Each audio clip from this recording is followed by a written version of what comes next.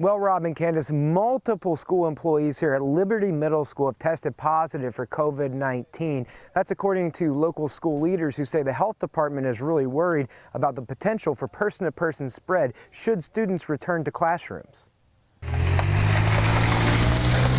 All signs point to the start of a new school year at Liberty Middle School in Hanover, but one day before some students were set to return to the building, 3 employees here have already tested positive for COVID-19.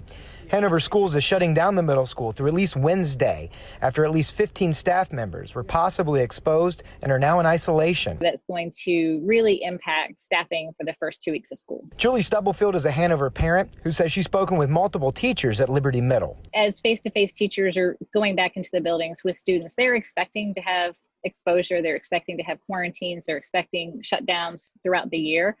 But the ones that I spoke to were very surprised that it happened before students even came in the building. Hanover Schools gave parents the option to send their students back to school in person or go fully virtual.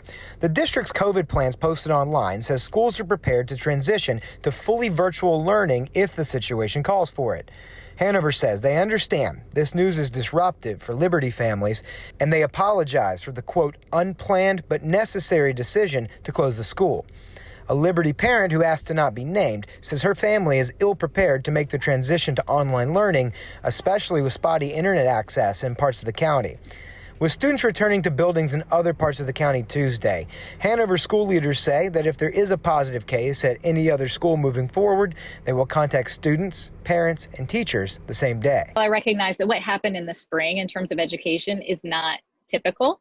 That was emergency education. Stubblefield is getting her high school student ready for virtual learning Tuesday. She says the situation at Liberty shows the need for open communication when it comes to this school year. As community spread becomes higher and a bigger risk, I expect transparency from district leaders and to know exactly what's going on within our schools, what's going on within our community, and what actions they're taking to slow down the spread.